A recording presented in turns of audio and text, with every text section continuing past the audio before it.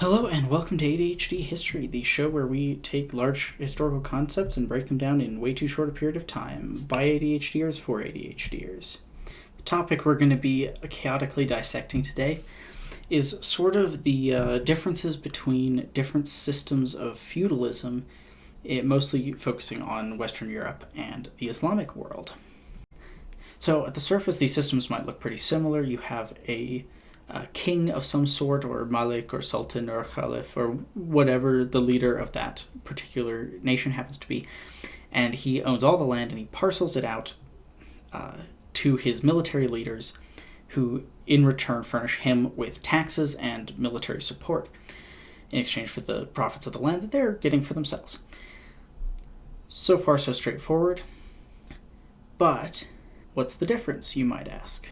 Before I get into that, I feel like I should mention there are a lot more variants of this system. It's not just the Iqta versus the Fief.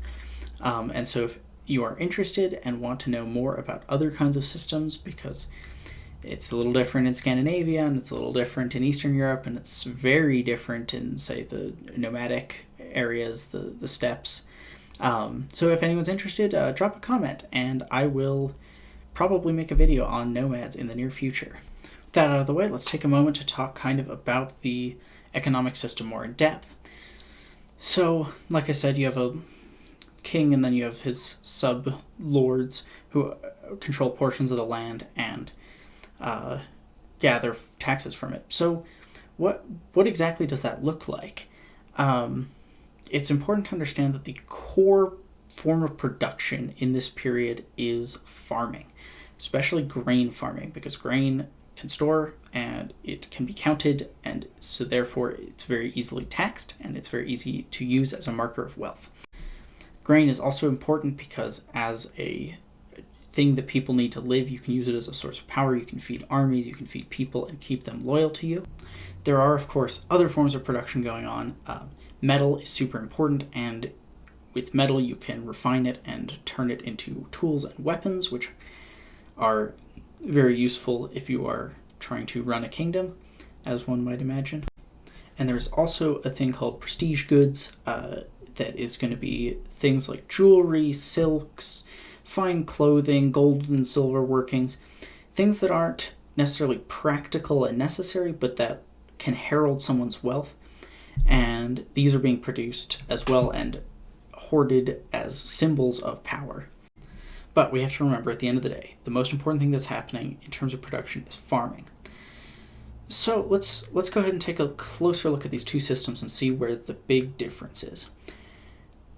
And it's kind of in the nature of the land ownership that we tend to think of as Europeans. You know, this is my land, I own it. Well, I don't own this, I rent it because I'm a millennial. But you own land.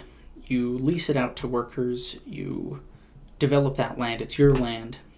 And so for the lords of Western Europe, then, they own that land. It's their right. They own not only the land itself, but the people on it. They have the right to do pretty much whatever they want. With serfdom, it's a little different from slavery. The people can't be evicted or sold usually. There are a few counterexamples. Russian, the Kholops serfs could be sold like slaves, and the English villeins as well. But how is it different in the Middle East, is what I hear you asking. So this kind of gets codified in around the 10th century in Persia initially, but also then in Seljuk Kingdom, and later much of the Islamic world. And this system, essentially the Sultan owns all of the land, and when he parcels it out to lords, he's not giving them the land. They don't get to own the land. The lords are called mukti in Arabic. When they are given the land, the only power that these muktis have over the land is the power to tax it. They cannot subjugate the people, they cannot enslave people, they cannot take things from the people, and those people have the right, formally, to go to the Sultan. Most likely it would be a clerical representative such as the local Qadi, who's going to be loyal to the state and is a judge of sorts belonging to the Islamic legal school. And he's going to go, or peasants themselves are going to go to the Sultan, and they are going to inform him of the wrongdoings. And the Sultan has the right to just completely remove that mukti. Which leads to another kind of interesting point, is that unlike the lords of Europe, the muktis are not hereditary. They are given that land. They probably don't even hold it for their whole life before being replaced by someone else. That's pretty different. They end up sort of taking more of a role of like an appointed governor, rather than a supreme lord who gets to control it. That the serfs are the property of the Sultan, not of the lord. And the land is the property of the Sultan and not of the lord. So that's the bulk of what I have to say for now in this limited time frame. If you have questions, because I know this is a kind of huge and complicated topic, I just find it very interesting, please drop any questions in the comments below. I will be making a longer video where I'm going to be answering a lot of user questions and concerns coming up. If you enjoyed watching, go ahead and click all the buttons that they normally tell you to click. And thanks for watching.